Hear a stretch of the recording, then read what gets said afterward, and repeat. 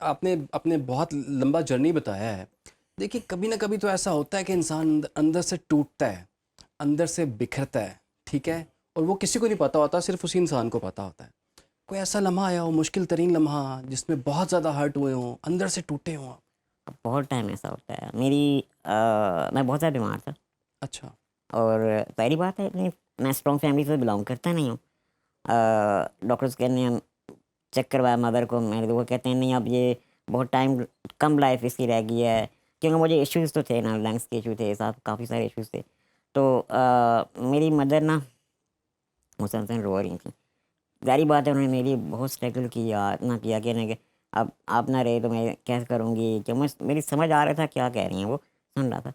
उनके आंसू गिर रहे थे, वो मेरे फेस पे गिरे ना, उससे मुझे बहुत पेनफुल फील हुआ। लेकिन मैंने अपने आप ने उससे वादा कर लिया था कुछ भी हो जाए, मैंने कभी भी अपने आप को लेट डाउन नहीं होने दिया। हुँ। शायद अकेला बैठ के मैं सम टाइम डिसअपॉइंट हो भी लेता था, लेकिन मदर के सामने कभी भी मैंने शो आज आज तक कभी किसी कभी बात नहीं शो रोए, नहीं हाँ, कभी आंसू भी नहीं नहीं। निकाले, क्योंकि अगर मैं कमज़ोर हो गया। वीक हो गया ना, तो फिर मदर मेरी क्या करेंगी। हुँ, तो हमेशा फिर मैंने अपने आप को स्ट्रॉन्ग रखा। हुँ।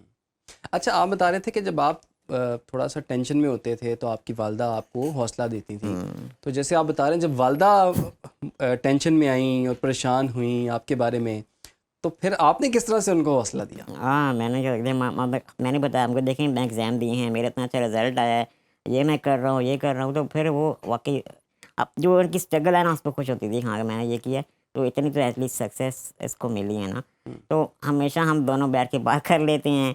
अभी भी वो मैं बाहर निकलता तो कहती हैं कि मैं आप बाहर चले जाते हो, तो फिर मैं किसी से बात नहीं कर पाती, घर रहा करो। तो हमेशा मैं भी अपनी मदर के साथ ना कन्वर्सेशन करता हूँ।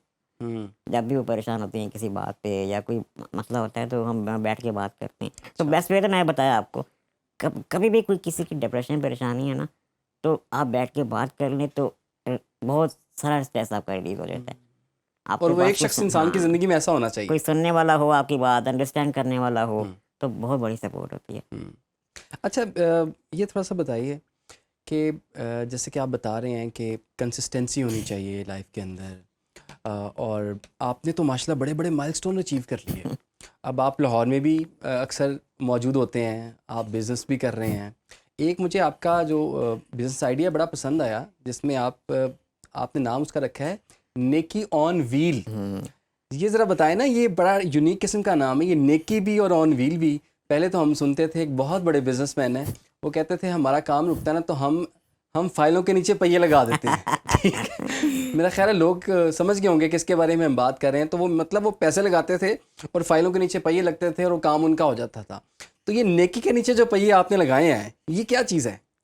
एक्चुअली देखिए मैं खुद व्हीलचेयर यूज़र हूँ। सो हुँ, अभी मेरी चेयर देखें ना, इस पे मैं बैठा हुआ शूट कर रहा हूँ, मेरी हाइट के मुताबिक है, मेरी सिटिंग है, मेरा यूसेज है, तो बिल्कुल मेरी मुझे कंफर्टेबल है मेरे लिए। अगर आप जिसे हम अपनी मैन्युफैक्चरिंग लैंग्वेज में कहते हैं हॉस्पिटल पेशेंट व्हीलचेयर, उस पे मैं आपको अब पिक्चर दिखाऊँगा, बैठा हुआ नज़र आऊँ तो वो इतनी बड़ी होती है, और मेरे हाथ हुँ। भी वहाँ तक नहीं जाते हैं उसे मूव कर पाऊँ। सो मेरा एक्सपीरियंस हुआ कि उस पे मैंने थोड़ी रिसर्च की कि व्हीलचेयर कैसे बनने चाहिए, कैसे काम होना चाहिए। सो फिर मैंने अपनी मैन्युफैक्चरिंग स्टार्ट की यहाँ लाहौर में ही। मेरे बहुत प्यारे दोस्त हैं फ़ाइज़र बाप, उनके साथ हमने मिलके यहाँ पे स्टार्ट किया। अब निकी ऑन व्हील जो मेरा प्रोजेक्ट है, इसमें इसमें हमने नाम रखा कि जो लोग अफ़ोर्ड नहीं कर पाते हैं व्हीलचेयर्स, अब यहाँ पे अफ़ोर्डेबिलिटी बहुत बड़ा मसला है फैमिलीज़ के लिए, तो उनको हम स्पॉन्सर करते हैं, गिफ्ट करते हैं व्हीलचेयर्स। अच्छा। इसलिए हमने यहाँ पे निकी ऑन व्हील इस प्रोजेक्ट का और नाम आप रखा। कितने कर चुके हैं अब तक आप? अभी तक 1200 व्हीलचेयर हमने स्पॉन्सर किए। 1200 व्हीलचेयर्स आप जो हैं स्पॉन्सर करवा के दे हाँ, चुके हैं हम लोगों को, जिनको अल्हम्दुलिल्लाह, ज़रूरत थी इस चीज़ जिनको की। ज़रूरत थी। हुँ, हमारा एक क्राइटेरिया होता है, हम देख लेते हैं मेरी टीम है कि जो रिक्वेस्ट कर रहा है वो एलिजिबल है, वाक़ई डिज़र्विंग है, तो फिर उसके बाद हम उसे स्पॉन्सर कर देते हैं। लेकिन हमारे यहाँ ऑर्गेनाइज़ेशन जो इदारे काम कर रहे हैं, अब मैं किसी को क्रिटिसाइज़ नहीं कर रहा, ठीक है? वो कहीं भी जाएँ आप देखें तो उनके लोगोज़ लगे होते हैं, प्रमोशंस होती हैं, लेकिन इन 12 में से 100 में एक व्हीलचेयर्स पे भी कभी मेरा नाम, मेरी ऑर्गेनाइज़ेशन का नाम, कोई लोगो कुछ भी नज़र नहीं आएगा। कोई तशहीर नहीं है। हम रिस्पेक्टेबल कोशिश करते हैं, मैंने देखें खुद लाइफ गुजारी है। हुँ, मुझे पता है कि रिस्पेक्ट से कैसे काम करना है, क्या चीज़ें नहीं। मैंने फ़ील किया है, तो मैंने अपने आप से वादा किया था कोई दूसरा फ़ील ना करे। अच्छा, ये बात आपकी ठीक है। बहुत से लोग हैं फॉर एग्ज़ाम्पल मस्जिदों में या किसी भी जगह पे वो करते हैं तो वो कहते हैं वो नाम लिखवा देते हैं कि जी वालिद साहब का नाम लिखवा दिया, उनकी तरफ से वालिद साहब की डेथ हुए कुछ अरसा हो गया है, ठीक है, कोई कूलर लगवाते हैं उसके ऊपर लिखवा बराए साले सवाब। ये नहीं, हर किसी की अपनी थिंकिंग है, मैं क्रिटिसाइज किसी को नहीं करता, लेकिन मैं अपने वे से काम कर रहा हूँ, क्यों मैंने बी ऑनेस्ट टाइम गुजारा है ना, वो टाइम से मैं गुजरा हूँ खुद। हम्म, ठीक है, मुझे मुझे भी वो टाइम गुजरा, किसी ने हमारे यहाँ एक कॉन्सेप्ट बहुत ही अजीब सा है, स्पेशल न्यूज़ देखी है, कुछ भी उसको कुछ पैसे पकड़ा दिए, बेकारी समझ लिया, तो वो चीज़ मुझे बहुत पेनफुल लगती है, बहुत ज़्यादा। अच्छा, दूसरा अपनी अपनी सोच होती है। मुझे अब किसी ने बोला ना कि हम आपको फाइनेंशियल सपोर्ट कर देते हैं, चलें एग्जांपल 5000 10,000 उस टाइम पे बड़ी अमाउंट थी, अगर मैं वो लेके सुकून से बैठ जाता तो वो मुझे एक स्टक कर देती, हाँ जी। मेरे अंदर जो चीज़ है ना आगे बढ़ने की, वो ख़त्म हो जाती है, क्योंकि हम्म, टाइमली आपकी नीड्स पूरी हो रही है ना, तो फिर आपके अंदर वो जज्बा जरूर नहीं रहता है कि हम्म, मुझे आगे बढ़ना है, मुझे कुछ करना है। तो मुझे अब किसी ने कहा तो मैंने कहा नहीं, ये वे नहीं है। आप मुझे अगर सपोर्ट करना चाहते हैं, आप अपना टाइम नहीं दे सकते, आपके लोग 10 अराउंड लोग हैं, कोई तो ऐसा होगा जो मुझे 10 मिनट ट्यूशन दे दे, या 10 मिनट स्किल सिखा दे, कोई डिज़ाइनिंग सिखा दे, कोई राइटिंग सिखा दे, तो बेस्ट वे मैंने अपनी लाइफ वाह। में ये चूज़ किया। अच्छा, फाइनेंशियल इंडिपेंडेंस कितनी ज़रूरी है? आप बता रहे हैं कि कुछ लोग हैं वो भीख मांगने की तरफ आ जाते हैं, जैसे कुछ पेरेंट्स हैं वो समझते हैं कि बहुत बड़ा बोझ बोझ है, तो इसकी कैसे लुक आफ्टर करेंगे, इतने साल तक हम इतने पैसे कहाँ से लाएंगे, और ऑब्वियसली अगर गरीब या मतवसत घराने से उसका ताल्लुक हो तो उसके लिए तो ज़्यादा मुश्किल हो जाती है। तो फाइनेंशियल इंडिपेंडेंस जो है वो कैसे हासिल की जाए? देखिए, फाइनेंशियल इंडिपेंडेंस तो बहुत ज़रूरी। सबसे पहले, अब लोग कहते हैं कि पैसा कोई चीज़ नहीं है, ये थोड़ी सी बेवकूफ़ी वाली बात है, पैसा ही हर चीज़ है, उसके बिना तो आप सांस भी नहीं ले सकते। लेकिन देखें आप, कुछ लोग ऐसे हैं, फैमिलीज़ हैं जो बिल्कुल वकील डिज़र्विंग होते हैं, कुछ लोग स्पेशल नीड्स के भी ऐसे हैं, बिल्कुल पैरालाइज है, वो कुछ नहीं कर सकते, उनको तो फाइनेंशियल सपोर्ट की ज़रूरत है, वो रियलिटी है, मैं इसको डिनाई नहीं करता।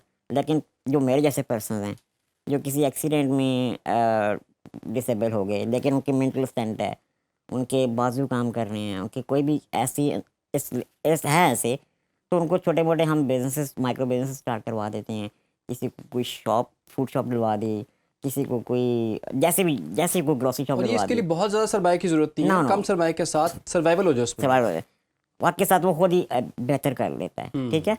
लेकिन डिपेंड्स ऑन आप कैसे किसी चीज़ को लेके चल रहे हैं। आई थिंक जो परमानेंट फाइनेंशियल सपोर्ट है वो मेरी नज़र में गलत है।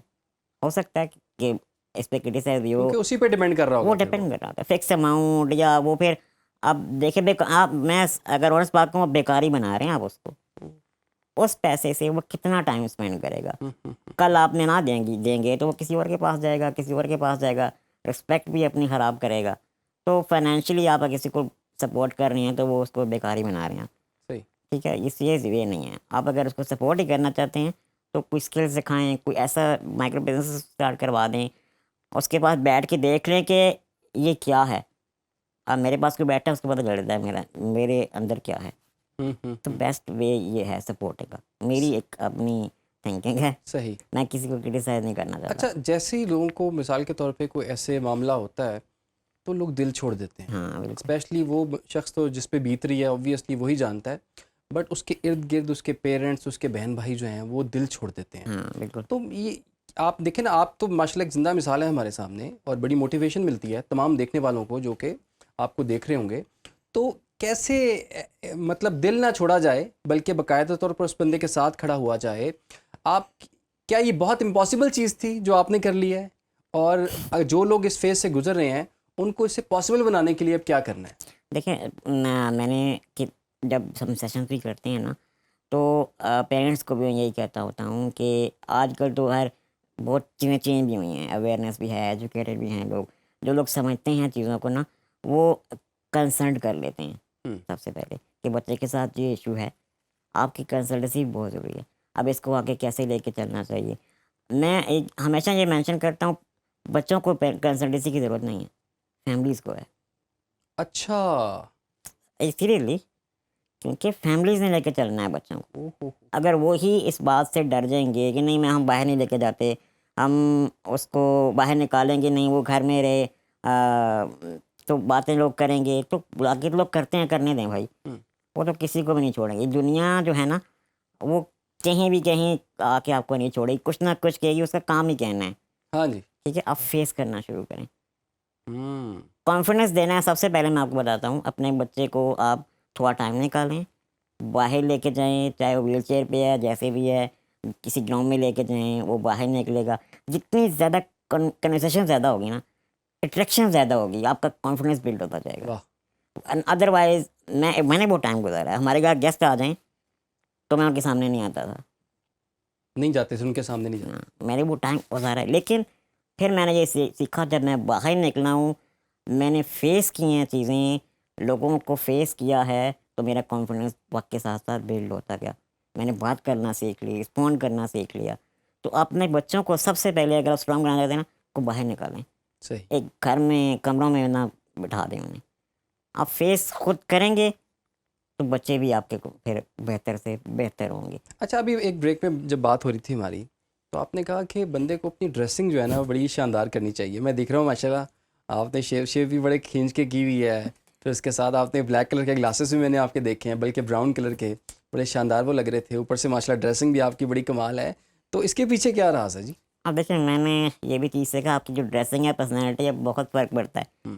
फर्स्ट लुक जो आप पड़ती है ना, उससे पता चल जाता है कि आप किस माइंडसेट के हैं, कहाँ से हैं। तो अपने आप को वेल ड्रेस रखें, अपने आप को स्ट्रांग रखें। मैं हमेशा यही कहता हूँ कि कुछ लोग होते हैं ना, वो कहते हैं कि ये मेरे साथ इस वजह से ये हो गया, मुझे फैमिली ने सपोर्ट नहीं किया, मुझे गवर्नमेंट ने सपोर्ट नहीं किया, ये हो गया, क्रिटिसिज्म करते थे। लेकिन अपनी रिस्पॉन्सिबिलिटी खुद लें, ठीक है। अपने आप को बेहतर से बेहतर बनाएं, चाहे वो कुछ भी है। आपके बात करने से लेके आपकी लुक लाइक से आप बेहतर होंगे ना, तो मैं ये सीखा है कि दुनिया आपको उस नज़र से देखी जैसे आप दिखाना चाहेंगे। वाह वाह वाह। अगर आप दुनिया चाहते हैं, आपको उस नज़र से देखेगी जैसे आप उसे दिखाना चाहते हैं। देखिए सिंपल चीज़ है, अगर आप जाके एक अभी भी मैं ड्रेस चेंज कर लूँ, जा किसी भी चौक में बैठ जाऊँ, तो क्या होगा मेरे साथ? बेकार ही समझेंगे ना मुझे।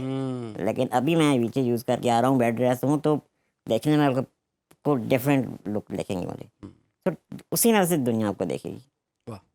मैं टोटली रिस्पॉन्सिबिलिटी कायल हूँ इस बात का, अपनी रिस्पॉन्सिबिलिटी खुद लें।